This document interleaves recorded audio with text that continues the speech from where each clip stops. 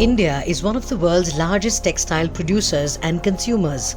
The Indian textile industry is known for its diverse textures, materials, colors, crafts, and techniques. However, this industry also generates a significant amount of waste at various stages of production: pre-consumer and post-consumer waste.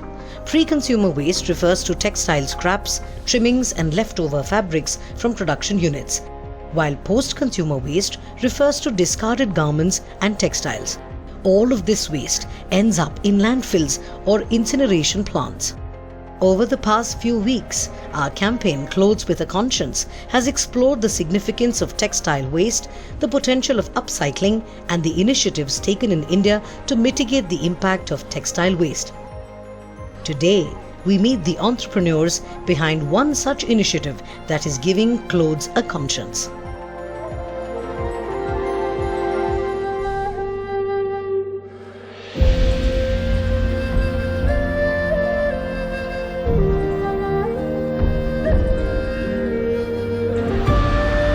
In the foothills of Himalayas lies Dehradun, a city known for its scenic beauty and tranquil environment. Amidst this picturesque landscape, an initiative called Project Purkul aims to uplift and empower the local communities in the region while protecting the environment. Meet Sunita and Neetu, the driving force of this small enterprise located in a small village near Dehradun called Purkul. The women of Purkul are artisans, skilled in applique and patchwork. But COVID cost them their jobs and they were struggling to make ends meet. That's when Sunita and Neetu decided to do something about it. So that's how the entire idea came, and with these two ladies who actually became my right and left hand, you can say, with them, we started the entire process. And when I saw that the quilts or whatever product they made were of very high quality, their skill was like perfect, So then the moment the COVID thing relaxed, we took a place and we tried to get them together and we started this at a larger scale.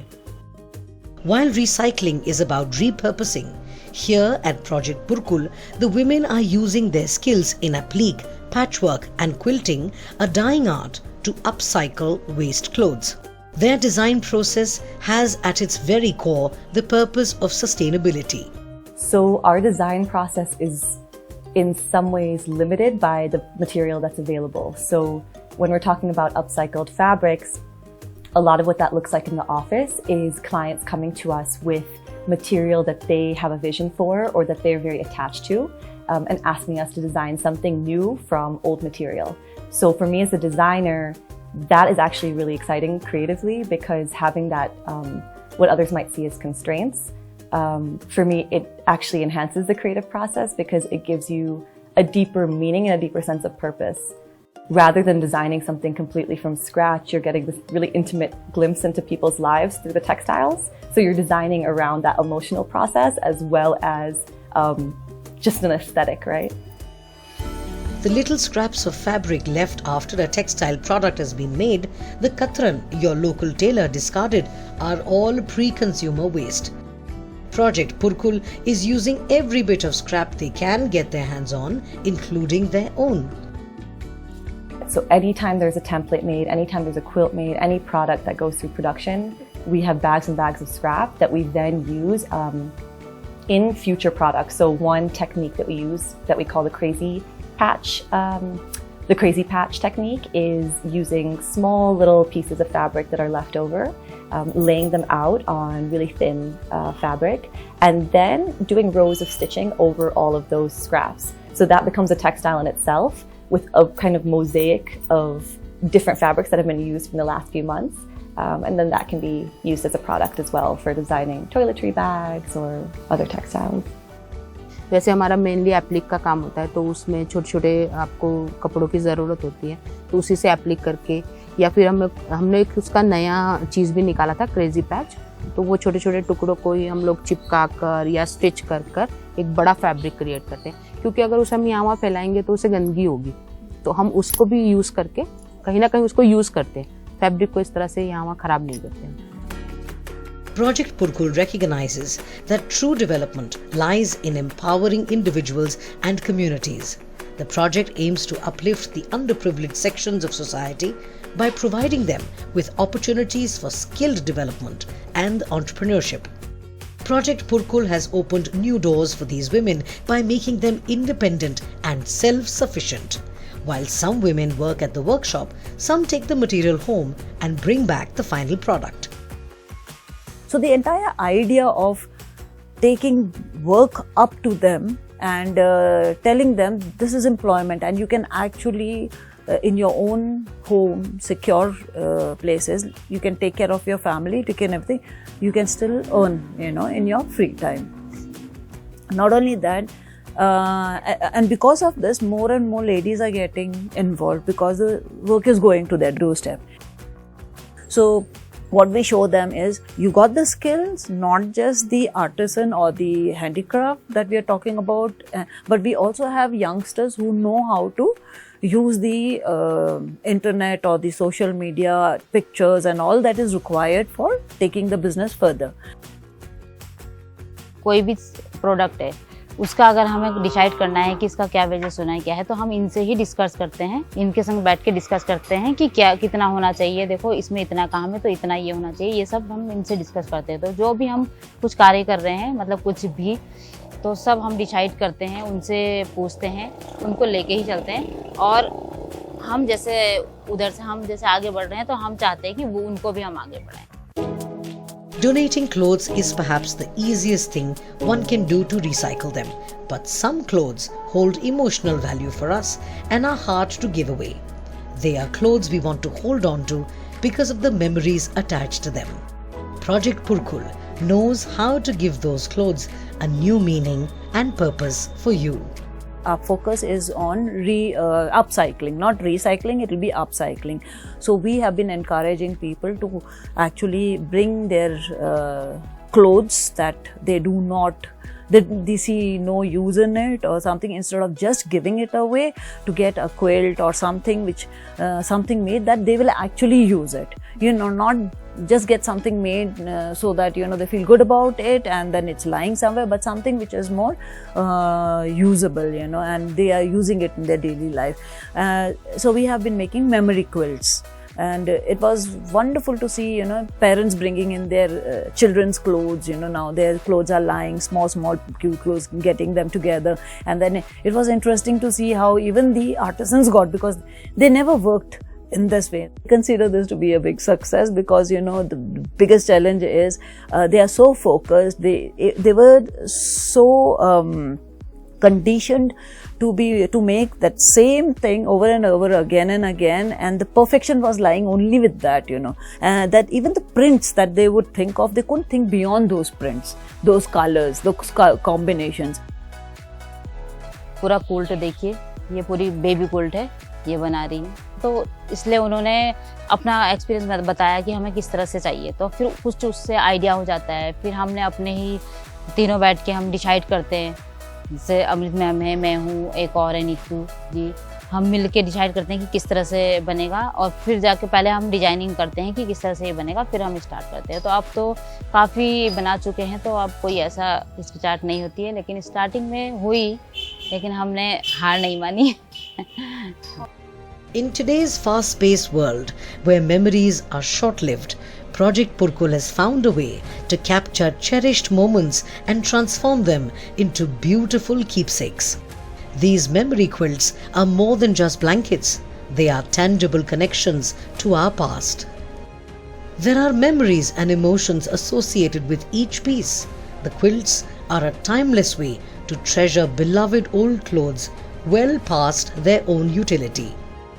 As Project Purkul creates new memories from old in Dehradun, close to 2,500 kilometers away, right across the country in Bengaluru, so does Sweet Root.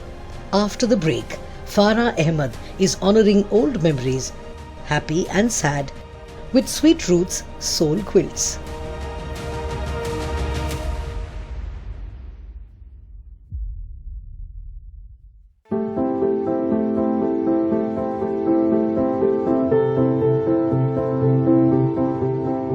Tucked away in Tipasandra in Bengaluru is a place where very precious memories are being sent. Inside the courier packages are items of clothing belonging to a loved one. Most of the packages contain baby clothes. Little ones grow so fast that they very rapidly cease to have use for these tiny items. But it can be hard for a parent to part with these sentimental items of clothing. So they are sent here to Sweet Root.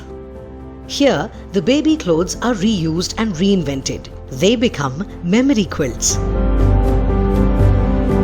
So the first time I thought about memory quilt was back in 2013 when I gave birth to a child and I started hoarding clothes day in, day out, and I didn't know what to do with that.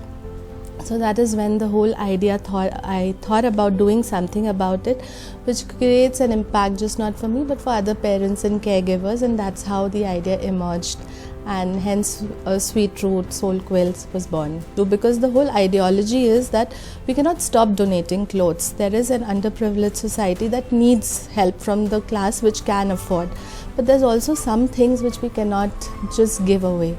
So that giveaway is what we are talking about. That is what my venture revolves all around. Yeah, so it's about upcycling. It's also about utilizing it and keeping it more as a keepsake that your child can also utilize, because those tiny things sometimes they outgrow and anyway you will forget. But if you have a 5 by 7 feet or a 4 by 6 feet quilt, you don't know what you're going to do with it, and some point the child will, you can show it to the child, you can use it as a mat, and then you can keep it as a memoir.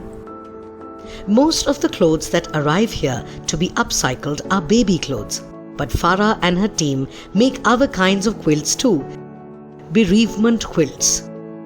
The client sent items of clothing belonging to someone who has passed away. This is a growing demand, and for Farah, it began on a very personal note. I've made one, so that is how it took off. I made one for my mum, and that's how the journey started, where others, my friends who'd lost their near and dear ones in COVID, realized that they can also get one. It's not about the patriarchy, about stereotype or biased views, but it is something very, very personal. Some people want to part with those clothes, some people do not want to part. We respect each and every thought process, but people who send it to us, they resonate that okay, we've lost our loved one, but there is something tactile, there is something sensorial, there is something which can provide comfort to the entire family, just not an individual, because touch and feel is something which stays. It's a sensorial effect. So yes, we do make memorial or sympathy quilts, as they are called. So what we've seen that that percentage and the gap is reducing. We will very soon be 50% for baby quilts and 50% for the adult and the bereavement quilt part, because people have realized that yes, we will donate, but there is something, my emotion, my heartache can be soothed and healed. So yes, it is growing. Emotions, in fact, as Farah mentions, are a central part of the whole process. The birthday, the first birthday, the high schooler who's going, probably is going to study abroad. So those nuances, those finer details of parents parting with their child, so those are there. Then again, when it comes to bereavement quilts, there are people who are loaded with emotions, who are coming across them, resonating with them. It's just a few words of just confiding in them that, look, this is how it is, but you're not alone. We all are part of it. It's quite a big chunk. It's a responsibility. It requires accountability. You just can't shrug your shoulders off and say it is just another project. It is more than that. It is a responsibility that you need to deliver. You need to keep into mind what the customer wants, and of course each garment, each fabric is of equal importance to us. So this father, who was a customer, was very curious to tell us his story, narrate the story, and then say he sent us about 15 garments because that is all he had with him, and the custody was with the mother, and he wanted to preserve those memories in the form of a quilt, and he used to call every single day to understand how it is progressing. So for any layman, it's just articles, it's just fragments of fabric, but if you were to see, it's more than that. It's about connections. It's about the first day when you hold your newborn. It's the first hug with your partner. So there are different emotions that goes ahead. Some people do not want the clothes to be cut up, so they are kept as they are. Others want particular items highlighted and kept intact. The Sweet Root design process is based on understanding the client's specific requirements and honoring the sentiments attached with each item of clothing. So the whole concept starts with the thought process is everything is precious what we receive. So we use technology, and the customer is pre-intimated as to what exactly the customer wants. Once we receive those details, we send them the shipping benefits or shipping. We aid in shipping, or they could ship it to us. We receive our box, and with the box comes a piece of their heart. So once we receive it, then again, inventory management, if you were to look at the unit economics, that is what we do. Each article is tagged, there's a barcoding so that clothes do not mix up, and we maintain that. The client is informed at every step as to what is going to be done. There is consent, because after all, it is their memory. And once they give an approval, only then it moves into the production part. And then we have the post-production, and then the quality check, and then it goes back to the customer. And in the entire process, we don't take a single penny from consumers, because it's a part of their heart that is coming all the way. So that's the whole seamless process. We try to make it as user-friendly as possible using technology. This enterprise does of course keep precious clothes visible and transformed, but it also keeps them away from the landfill. So the whole concept about upcycling, recycling, as we understand, this is just not about plastic where you can recycle it. It's about garments. So even if you were to recycle it, you're going to use a lot of electricity, a lot of water. That's how textile industry works. But when we are upcycling it, it's more of a smooth process. It's the same garment. It is just making a product of higher quality. So I think the whole climatic conditions and environment friendly upcycling, as far as textile is concerned, to some extent, and emotions are clubbed with it, then probably memory quilts are going to be one of the best ways you can think of. Apart from that, the post-production textiles, pre-production textiles, whenever the tailor cuts our clothes. So the consumerism, we are still working towards minimalism. So there is a lot of waste. How do we utilize it? The cost of the quilt starts at around 3,500 rupees and is based on the work involved. But the work goes beyond just being a business for Farah. It means even attending a call at midnight, it means more than work. It is no longer work, because if it is work, then you have a timeline where you are on work, at work and off work. For me, this is part of me now, because you interact with so many people. There's so much learning. There is one mom calling from Gurgaon. There's another one in the US. There is somebody sitting in one small town between India and Nepal who's got in touch saying, can you get this thing done for me? There's somebody who's lost someone and wants. So it's a lot. It's about making me into a better person, because there are different requirements and we need to respect. We can't generalize that all customers are same. No, not at all. And when you are responsible and accountable, it becomes part of you. It's just not part of your job, it becomes part of who you are. The clothes of your loved ones need not be thrown away, and they need not be tucked away inside a box either. The warmth created by the memories associated with them can be turned into literal warmth with a memory quilt.